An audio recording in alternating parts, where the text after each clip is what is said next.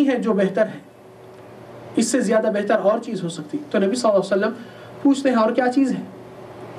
تو صحابی کہتا ہے کہ یہ جو پانی کے چشمے یہاں پر، اس کو ہم پورے مونچھ دیں، ڈھانپ دیں مٹی سے، اور آخری کا ہمارے پاس رہے، ہم پانی پی سکیں گے اور دشمن پیاسا رہے گا.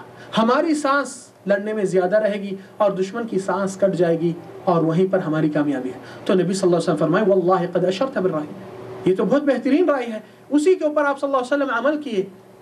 اور آج دنیا کے اندر دیکھ سکتے ہیں یہی کبر کی وجہ سے کوئی چھوٹا بھائی بھی آ کر بڑے بھائی کو نصیحت دیتا ہے کہ بھائی یہ شرک ہے، یہ بدعات ہے، یہ خرافات، ہم کو اس کاموں میں جانا نہیں، رسول اللہ کے راستے سے ہم بھٹک جائیں گے. تو کہتا ہے کیا باپ دادا غلط تھے؟ کیا آپ اپنے باپ دادا کی گستاخی کرتے ہیں؟ یہ تو چیز چلتے آ رہی ہے اور چلتے رہے گی. ہم سوال ایک کرتے ہیں، یہ جو ایسی باتوں میں آ کر لوگ اپنی غلط چیزوں میں شریک ہو جاتے ہیں. ایک چھوٹا سا مثال میں دیتا ہوں ہمیشہ. اگر ایک نام احمد بچہ جو اسکول میں پڑھتا ہے، اس کے والد سرکاری ملازمت پہ تھے اور 6-8 ہزار کی انکم ہے، اور ان کے ایک دوست باہر سے آ کر کہنے لگے کہ فلان یہ آج کے زمانے میں اتنی مہنگائی میں آپ کو یہ پیسے کہاں بس ہوئیں گے، آپ ایک بزنس میں اچھا کیپٹل جمع کر کے ہمارے ساتھ لگائیے، ہم شیئر مارکیٹ میں بہت پاورفل ہے، اور آپ پورا پیسہ ہماری سعودی شیئر مارکیٹ میں لگائیے. تو وہ والد بیچارے ان کے باتوں میں آ کر دوست کا خلوص دیکھ کر اپنا گھر رہن میں، ریٹائر پینشن ایئرلی لے کر، ہر قرضہ لے کر، ہر چیز کو لے کر بیچ کر یہاں پر کیپٹل لگائے. شیئر مارکیٹ کا حالت آپ کو معلوم ہو چکی ہے. وہ چیز اس طریقے سے فلاپ ہو گئی، پہلے کچھ فائدہ ہوا مگر اس کے بعد اتنے نقصانات کہ وہ آدمی قرضوں کے اور مقروضین سے پریشان ہو کر B P, heart attack, sugar, ہر چیز سے مبتلا ہو کر انتقال کر. اور اس کا بیٹا جو گریجویشن حاصل کرنے کے بعد اس کے والد کی ملازمت دی گئی، تو وہ بیٹا نے اپنے والد کے قرضے دھیرے دھیرے کر کے 10 سال کے اندر اپنے والد کی ہر چیز کو ادا کر کے قدموں پہ ٹھہرا ہے. تو یہ احمد کے ایک دوست آ کر کہتے ہیں احمد آج کے زمانے میں آپ کو 10-12 ہزار کیا بس ہوتے، ہمارے پاس شیئر مارکیٹ ہے، بہت پیسہ کما سکتے ہیں ایک ہفتے کے اندر، کیا خیال ہے؟ احمد کا جواب کیا ہوگا کہ ہاں بڑی خوشی سے لگاؤں گا، یا کہیں گا بھائی شیئر مارکیٹ آپ کے لیے مبارک ہو، ہم ہماری جگہ پہ ٹھیک ہے، یا کہے گا سوچ کر بولوں گا؟ آپ لوگ کا کیا انداز ہے؟ جو کہتے ہیں کہ فوری جواب ہوگا احمد کا کہ ہمیں ضرورت نہیں، ہاتھ اٹھائیے. ماشاءاللہ میجورٹی یہی ہے. سوال یہ ہے اب اگر باپ دادا کا طریقہ دنیا کا نقصان کرتا ہے تو ہم اس کو پیچھے نہیں جائیں گے، مگر دین کا نقصان کر کے جہنم میں ڈالا گیا تو اس کا پیچھا کریں گے کیا؟ یہ کوئی عقل مندی ہے؟ کرنا ہے تو باپ دادا کا طریقہ کیجئے جو دنیا کے نقصانات ہوئے تھے، اگر انصاف کرتے ہیں ماں باپ کے ساتھ آپ. مگر اللہ سبحانہ تعالیٰ کا کلام آیت نمبر 170 سورہ بقرہ میں وَإِذَا قِيلَ لَهُمُ اتَّبِعُوا مَا أَنزَلَ اللَّهُ، اور جب لوگ کو کہا جاتا ہے کہ آپ لوگ وہ چیز کی اتباع کیجئے جو اللہ تعالیٰ نے نازل فرمائے، قالوا بل نتبع ما الفینا علیہ آباءنا، ہم ہمارے ماں باپ دادا جس طریقے سے کرتے آئے ہم اسی کو نہیں چھوڑیں گے، وہی چیز کرتے رہیں گے. اللہ تعالیٰ اسی آیت میں جواب دیتے ہیں اولو کان آباؤہم لا يعقلون شیئا ولا يهتدون، کیا اس کے باوجود اپنے آباء و اجداد کی پیروی کریں گے جبکہ ان کو ہدایت بھی نصیب نہیں ہوئی تھی اور ان کے اندر عقل مندی بھی نہیں پائی جاتی تھی. تو سوال یہ بہت امپورٹنٹ اور اہمیت کا ہے کہ دنیا کے لیے ماں باپ کا طریقہ نہیں ہے قبول، نقصان ہو رہا تو، اور جہنم کا راستہ اگر ہو رہا تو برابر قبول کریں گے، یہ کوئی عقل مند انسان نہیں کر سکتا.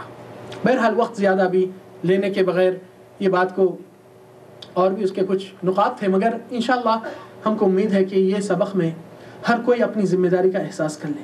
آپ جانتے ہیں ایک دعا ہے بہت پیاری جو زیادہ لوگ بھی پڑھتے ہیں، لا الہ الا انت سبحانک انی کنت من الظالمین.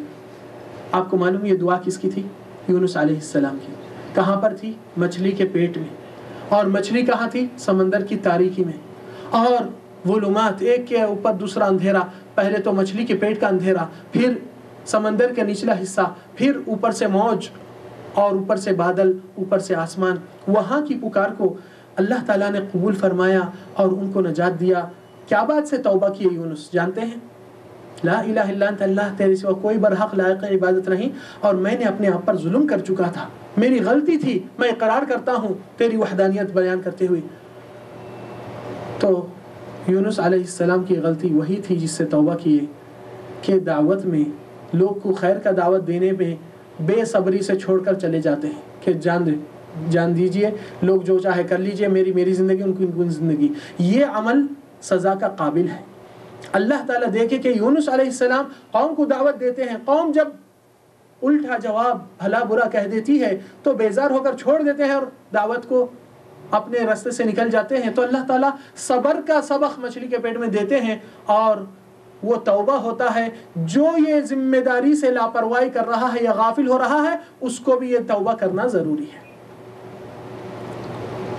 وقت کتنا ہے شیخ؟ اگر 10 منٹ لے سکتے ہیں انشاءاللہ۔ 10 منٹ میں ایک بہت اہم بات ہے جو قرآن کے اندر اللہ تعالیٰ بہت بڑا ثبوت دے رہا ہے۔ جزاک اللہ خیر۔ سورہ کا نام ہے سورہ توبہ۔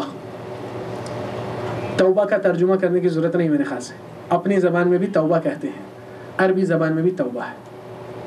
واقعہ کیا ہے؟ کون توبہ کیے، کس چیز کے لیے کیے اور کیسا یہ توبہ قبول ہوا؟ واقعہ جنگ تبوک کا تھا۔ رسول اللہ صلی اللہ علیہ وسلم فتح مکہ کے بعد جب آپ صلی اللہ علیہ وسلم کو اطلاع ملتی ہے کہ روم کچھ فوج تیار لے کر مدینہ پہ حملہ کرنے کے لیے آتی ہے، تو نبی صلی اللہ علیہ وسلم ریاکشن والے آدمی نہیں تھے جو دشمن مارے تو ہم جوابی کارروائی دیں گے، نہیں۔ آپ صلی اللہ علیہ وسلم اس چیز کی بچاؤ کے لیے اپنے امت کے افراد کو اعلان کرتے ہیں کہ ہم کو تبوک کے لیے نکلنا ہے۔ حالت ایسی تھی کہ مدینہ میں کھجور کا موسم تھا اور سب اپنی فصل کو دیکھتے ہوئے اس دنوں میں آرام کرتے تھے، مگر ہوا یہ کہ رسول اللہ صلی اللہ علیہ وسلم فوری نکلنا ہے اور صحابہ کرام کو کہتے ہیں جس کے پاس چپل اچھی مضبوط ہے وہی لوگ نکلے، ننگے پیر والے نہیں نکل سکتے ہیں کیونکہ راستہ تمام زخمی ہو جائیں گے اتنی گرمی سے۔ 1000 کلومیٹر کا سفر ہے قریب، اور آپ صلی اللہ علیہ وسلم کے ساتھ پہلی بار 30,000 کی فوج مجمع ہو کر نکلتی ہے۔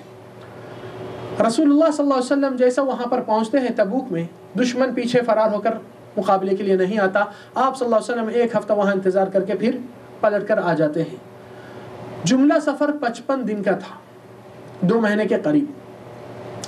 پھر رسول اللہ صلی اللہ علیہ وسلم جیسا مدینہ پہنچائے، جتنے بھی لوگ منافقین، ہپوکریسی، جس کے دل میں ایمان نہیں بلکہ دعویٰ ہے اور ایمان کا وقت ثبوت دینے کے لیے جب مانگتا ہے وہ لوگ پیچھے ہٹ جاتے ہیں، ذمہ داری نبھانا ہے تو سامنے نظر نہیں آتے ہیں، باتیں کرنا ہے تو سب کے سامنے نظر آتے ہیں۔ تو وہ لوگ جو رسول اللہ صلی اللہ علیہ وسلم کے ساتھ دینے کے بجائے وہ لوگ پیچھے رہ گئے اور فوج کے پچھلے حصے سے واپس لوٹ گئے مدینہ کو، وہ لوگ نبی صلی اللہ علیہ وسلم کی پیشی میں آ کر کہتے ہیں اللہ کے نبی معاف کر دیجئے، اصل میں مجھے یہ ٹینشن ہو گیا تھا، بیوی بیمار ہو گئی تھی، مجھے یہ کام آ گیا تھا، اپنے اپنے واہیات آزار، کمزور آزار، اور رسول اللہ صلی اللہ علیہ وسلم صرف ایک ہی جملہ استعمال کرتے ہیں، ٹھیک ہے ٹھیک ہے ٹھیک ہے، چلو قبول کر رہے ہیں۔ تو ان آدمیوں میں سے 3 صحابہ کرام جو منافقین نہیں تھے، سچے دل کے اور سچے ایمان والے تھے،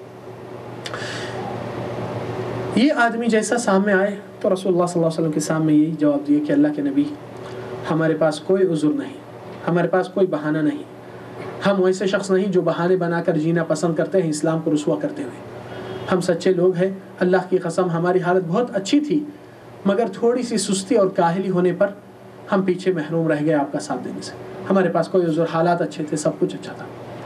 تو رسول اللہ، یہ کون آدمی تھے؟